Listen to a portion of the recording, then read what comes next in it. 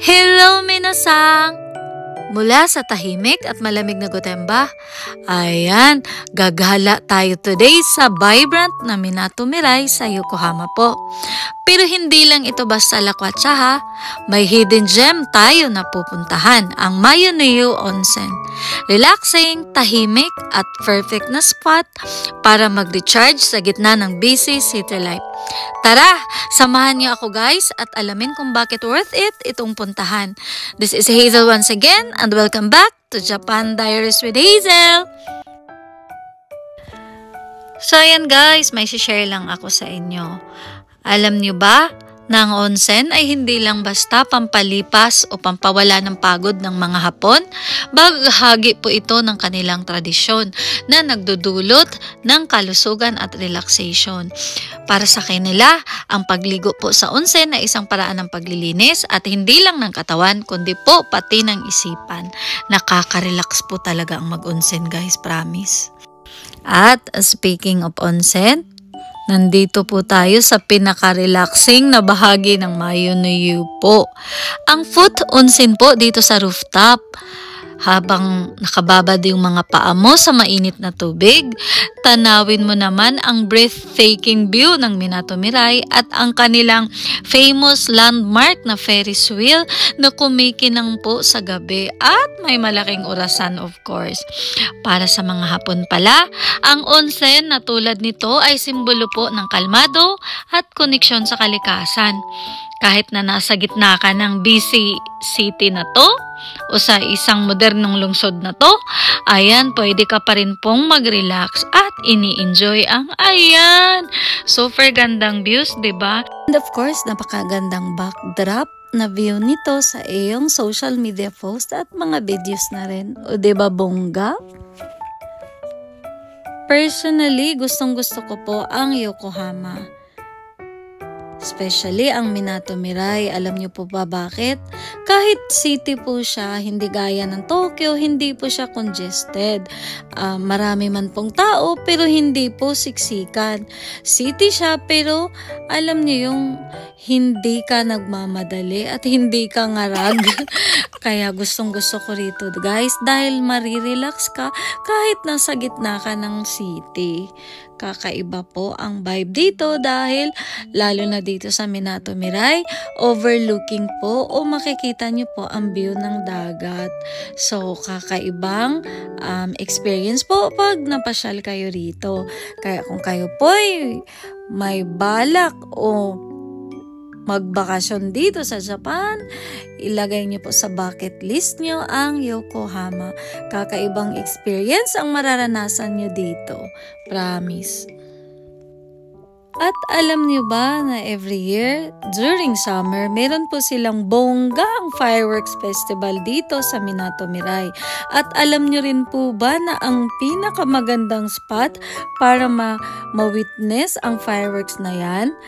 Dito po sa Mayunoyu, sa rooftop na to. Promise guys, mai-enjoy nyo talaga ang kanilang firework. Dahil nga nasa taas kayo, nandito kayo sa rooftop, napakagandang location nga nito para ma-witness ang kanilang bonggang fireworks. And guys, bago kayo mag-relax sa onsen na to, pwede kayong mamasyal. Sa harapan lang po, merong department stores, ang World Porter at ang kanilang ayan, Yuinchi po o ang kanilang amusement park. Panigurado magandang banding place po to ng pamilya at sa mga biyahero at biyahera dyan. Itry nyo din pong pasyalan o ilagay sa itinerary nyo ang Yokohama po, lalo na ang Minato Mirai.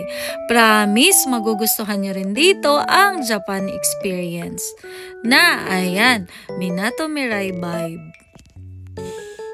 Ang kinagandahan dito sa Mayunoyu guys, hindi po mabubutas ang bulsa nyo kahit buong pamilya kayong magstay rito.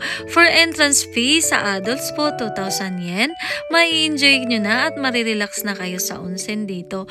Pwede na kayong mag-overnight tulog at ma-experience ang kanilang relaxation room na talaga namang makakatulog ka ng mahimbing, lalo na pagkatapos mong magbabad sa onsen. Ayan, with yukata na po, libre na yan, magagamit nyo sa whole night na andito kayo. O diba? Super mai-enjoy ng family ang lugar na to, kaya itry nyo guys, nadaanan ang Mayo-Nayo at experience the relaxing place. Walking distance lang po pala mula dito sa Mayo-Nayo ang Akaringa guys. Kaya, ayan, bago kayo mag-relax dito sa Mayo-Nayo, pwede muna kayong maglibot sa Minato Miray. At wala pong problema kung kayo po'y nagugutom, meron pong 24 hours na restaurant dito.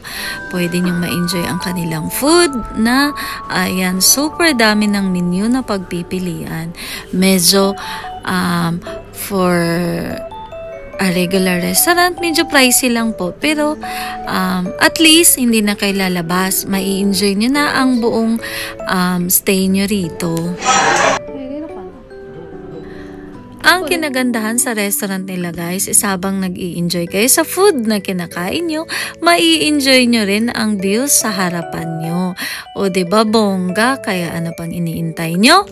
Arat na at ayan, ilagay sa bucket list nyo ang Yokohama Mayo-Nayo.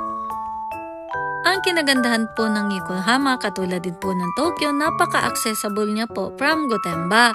Pwede po kayong by bus na pumunta dito or pwede din po kayong train. O diba bongga? Kaya sa mga hindi pa nakarating dito, ano pang iniintay nyo? Try nyo dito guys. Talagang mag-i-enjoy kayo. Lalo na ang mga kiddos. So ayan, gaya nga ng sabi ko, habang iniintay nyo ang food na iserve sa inyo or habang ninanamnam nyo ang pagkain in-order nyo, pwede nyong ma-enjoy ang view sa harapan nyo. Ma-enjoy nyo ang city lights ng Minato Miray and of course ang bay view. O diba, bonggang experience for a simple luxurious treat na ganito in affordable price. O diba? So, hindi lang for family, perfect na bonding place din po to ng magkakaibigan at magjowa. Kaya, kung hindi nyo pa na-try dito guys, itry nyo. Promise, magugustuhan nyo talaga ang place.